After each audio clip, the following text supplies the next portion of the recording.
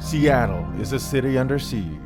It's just the start of a decline. It's definitely not cool with a lot of us here. It's ugly. It's really, it's debasing. Every day, taggers troll local parks, scrawling graffiti on walls, paths, poles, bathrooms, even trash cans. It's a war that's going on out there. There's more of them than there is us. Still, these 8 men and women with the Seattle Parks Department are convinced they are the cure to a chronic disease. I was here yesterday. I was there yesterday.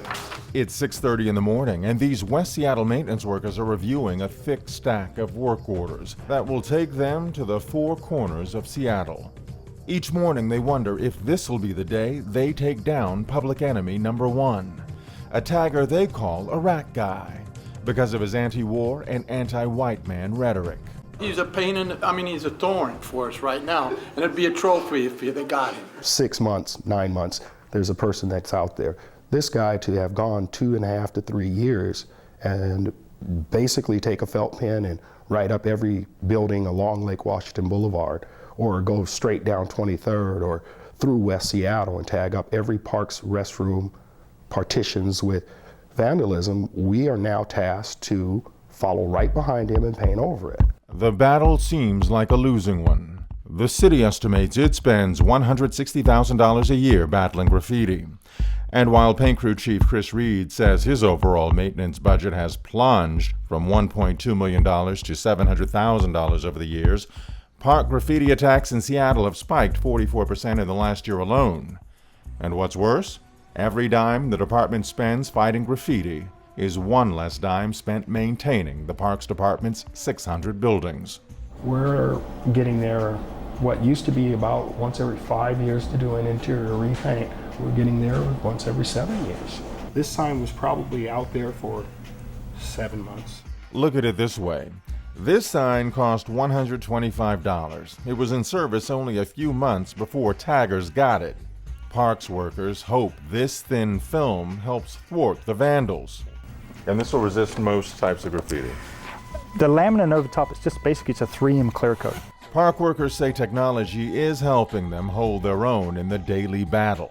So instead of 6 months for a sign like this, suddenly you have 3 years. 3 or 4, and maybe more depending on the park or the location it's in. But technology only goes so far. Sometimes the low-tech solution works best. This is the biggest tool of the tagger, but this may be nothing compared to the biggest weapon of the Seattle Parks Department. Get a load of this. 6,000 gallons of paint, every color you could imagine, at their disposal. I'm looking at a paint store here. Acry enamel, semi-gloss, acrylite velvet. What's going on? What you're looking at is different sheens, different colors for the interior and exterior of the park's buildings. The parks has roughly 600 plus buildings. Our goal, our intent is to preserve the architectural integrity of each of those buildings. Isn't it easier just to have like one color? It may be easier, but you're taking away from what the architect's intent was. That refusal to compromise means workers have to be ready, even when they can't find the color they need. In some cases, if we have to, we'll take a chip off the wall and match that color. If you suspect the fight against graffiti takes a lot of time and money, you haven't seen anything yet. Almost every day it's just so repetitious, and you can go somewhere one day and come back and the same exact tag is in the same exact place and you're like, wait a minute, did I get that? It can be that bad. Kim has had 13 months of Groundhog Days. Mark Lowry, 15 years. They say they love their jobs ridding Seattle parks of graffiti because they know it matters to you. You don't want to walk into a park and see that when you bring your family. It's that important. It's vandalism, and we want the people that go into our parks to feel safe, and that's a big thing. People don't feel safe when they walk into a park and they see a bunch of graffiti. Staying on top of the scrawl is hardly easy. Of the 7 maintenance workers at the West Seattle facility, 4 of them spend their 10-hour days on tagging patrol. That's more than half the staff. Kim's specialty is cleaning unpainted surfaces, while Mark tackles the painted ones. As you can see along here, this path is consistently hit. They can drop gallons of paint on here, or it can just be spray cans.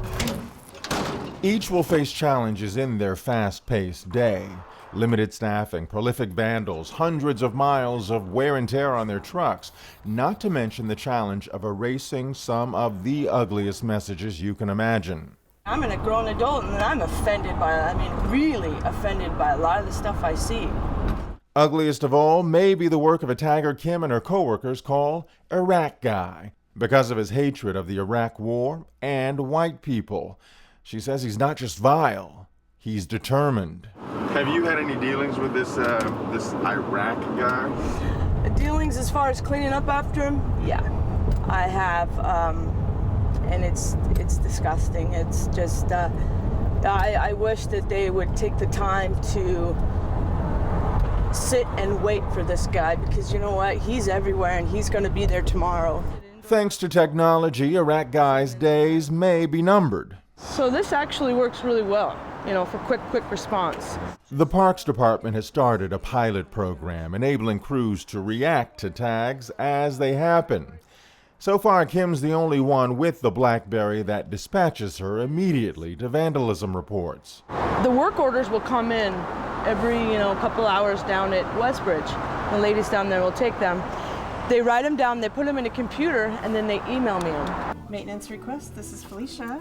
Yeah, I'm gonna have to come back here tomorrow morning and this will have to be closed down. Technology may be too late to save the skateboard area at Lower Woodland Park. Taggers are gaining a foothold here. It's a tough situation because Kim can't sandblast the messages away, or she'll destroy the bowl. She can use chemicals, but they'll sideline the skaters for 4 to 8 hours. Plus, chemicals don't always work. Unfortunately, that right there is over one that has to stay. It won't come off with chemical and we can't use sand.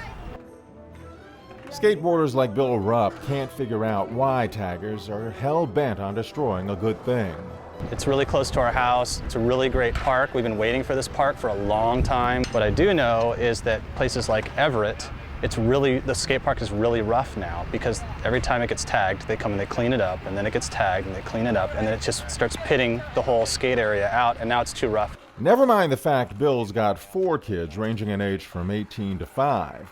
They like to join him at the park, but the vandals make it difficult. The kids read this stuff, and it's like, I don't want them reading that. Painter Mark Lowry knows the effect graffiti has on kids and their parents. This tagging at the Mount Baker Park goes beyond minor inconvenience or major hassle caused by the likes of Iraq Guy. We have a lifeguard station here, so basically we have a lot of kids in the area, parents concerned, and it's gang-related graffiti. You can see MS-13 on every face of this bathroom and lifeguard station. While parks workers try to rub out graffiti within 48 hours, nothing sends them scrambling faster than gang-related or sexually charged messages. The dreaded MS-13 gang tag is even popping up north in Pinehurst. It's as though someone else is taking control of the park. Sometimes you'll come back here and you'll say this wasn't taken care of today, by some chance. You could come back here tomorrow and see that crossed out, meaning another gang came in here, crossed it out, and put their tag. This is a territorial thing. This is something that we want off as soon as possible. Battling graffiti is a never-ending war. You've got to hold your own. You can't let them run you out, But there are signs the tide may be turning. A couple of places I've noticed that, like Greenwood, it's slowed down. We've chased them and chased them and chased them. Go back there and it's not anywhere near where it was. Will workers muster the resources to win the war? They don't know. They do know they won't give up. I don't want our city to look like LA.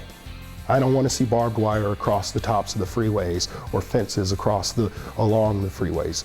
I like being able to drive down the street and look at the water and look at the trees and look at the landscape, the architecture of my city.